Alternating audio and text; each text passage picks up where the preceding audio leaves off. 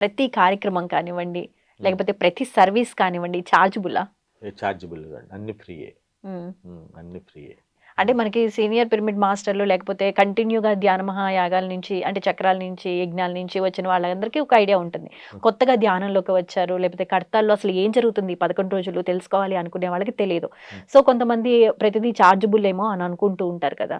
So దాని గురించి ఒకసారి క్లుప్తంగా క్లియర్‌గా అంటే ఏమేం చార్జబుల్, ఏమేం చార్జ్ చేస్తారు, ఏమేం ఫ్రీగా ఉంటాయి? అక్కడ అకామిడేషన్ అంతా ఫ్రీగా ఉంటుంది. ప్రత్యేకమైన వసతి కావాలన్నప్పుడు ప్రత్యేకంగా వాళ్ళు ఆ ఛార్జ్ ఉంటుంది. అది కూడా ఒక విధంగా డొనేషన్ రూపేనే ఉంటే వాళ్ళకి ప్రత్యేకంగా కొంచెము ఫెసిలిటీస్ కొంచెం ఎక్కువగా, అంటే ఫెసిలిటీస్ అంటే వాళ్ళకి సపరేట్గా ఒక వింగ్ ఏర్పాటు చేసి ఒక దాంట్లో వాళ్ళకి ఇస్తాము.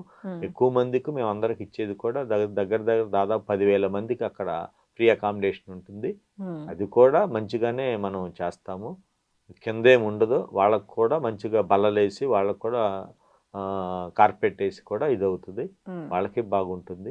ఎవరైనా ప్రత్యేకం కావాలని వాళ్ళకే చార్జబుల్, అంతకని మేము ఓకే. అది కూడా రీజనబుల్ ప్రైస్‌లో. అంతే రీజనబుల్.